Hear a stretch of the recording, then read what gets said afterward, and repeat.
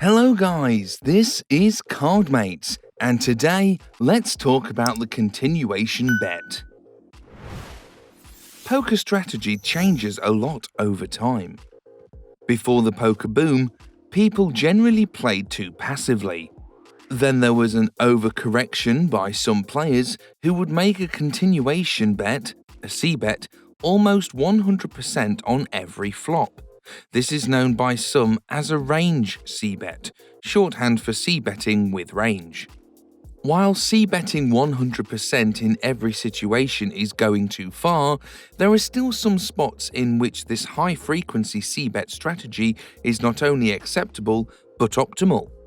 In this video, I'm going to share with you 10 spots in which you should leverage your range advantage by C-betting with every hand in your range. We'll start with single-raised pots, then move on to 3-bet pots. Keep in mind, these are all heads-up spots. Multi-way pots are a different beast and rarely warrant 100% C-bet strategy. Let's begin. 5 spots to range C-bet in single-raised pots.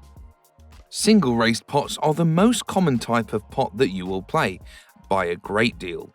For this reason, applying an optimal C-betting strategy can have a huge positive impact on your overall winnings.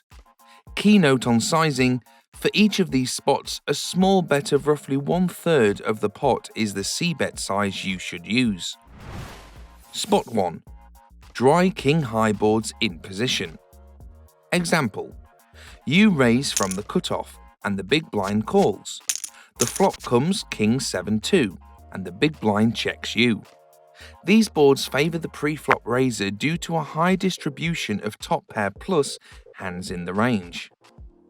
When you add the fact that the pre-flop aggressor has an overpair, ace-ace, and a top pair top kicker, ace-king, which the pre-flop caller cannot have, a very high frequency C-bet is called for. Spot 2. Double Broadway boards out of position from the small blind.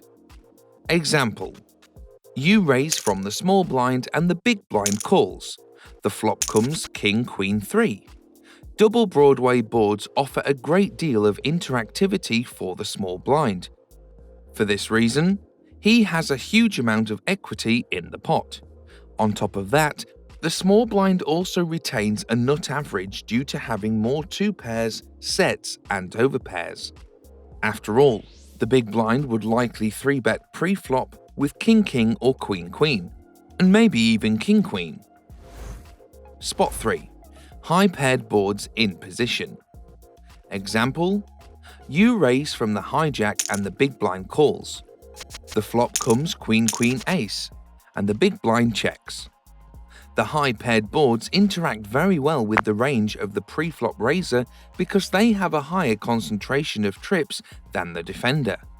The situation occurs because the defender will find himself either 3-betting a high percentage of those Broadway hands, or simply because the pre-flop raiser has a tight range to begin with. Thus, relatively speaking, he has more trips as a percentage of his whole range.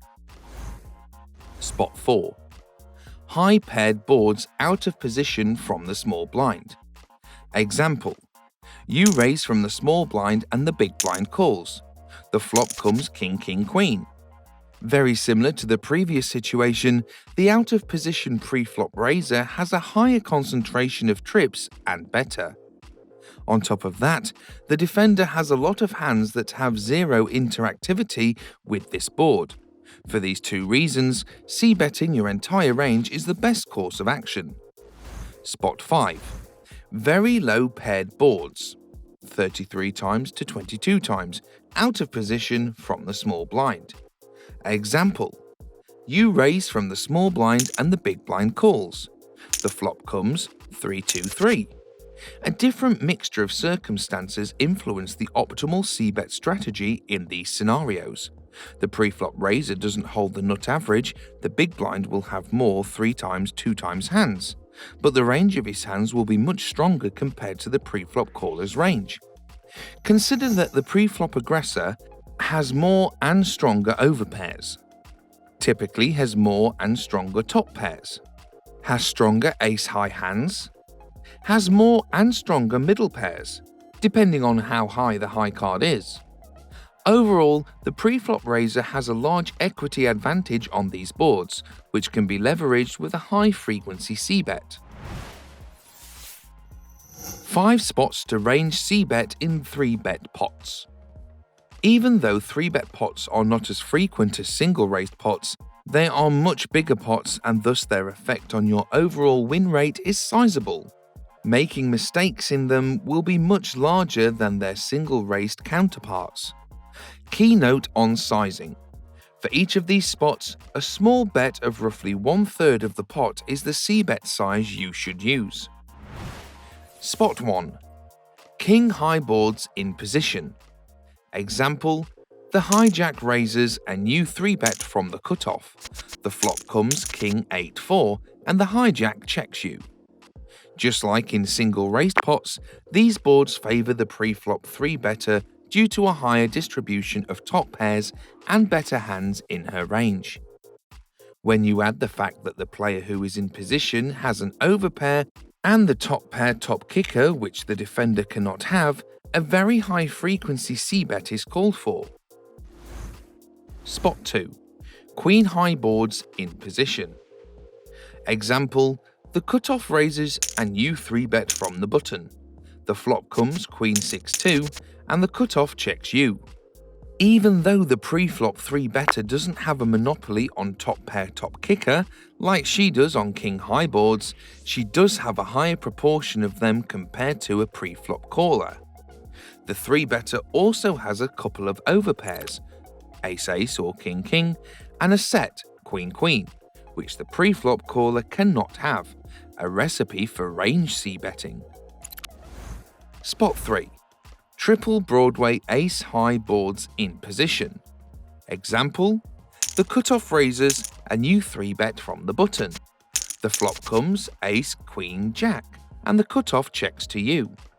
On these boards, the pre-flop 3-better has the biggest equity advantage that you can find in No Limit Hold'em on the flop, around 75% to 25%. She not only has this range advantage, but also has a very large nut advantage, especially when playing from the button. Why is the advantage greater if she 3-bet pre-flop from the button? Because her 3-betting range from that position includes many more offsuit broadways, like Queen-Jack, that the other player cannot profitably call with pre-flop versus the 3-bet. B-betting very small with your whole range in these spots is the best strategy. Spot 4. Double Broadway boards out of position.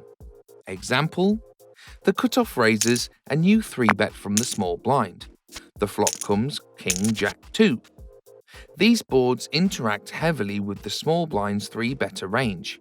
She retains a large nut average due to having more 2 pairs, sets, and overpairs. She also has more top pairs than the pre-flop caller. Sounds like a spot for 100% c-bet frequency. Spot 5. High paired boards out of position. Example, the button raises and you 3-bet from the small blind. The flop comes ace, king, king. These boards give the out of position 3-better more combination of trips than her opponent. Plus she has more strong pocket pairs. For these reasons, c-betting with the entire range for a small size is a good move in order to push the equity advantage. There you go. 10 spots in which to abuse your range advantage. There are others out there. Consider hunting for them on your own if you have access to a solver. That's all for today. Guys, if you like this video, give us a like and subscribe to our channel. See you in the next video.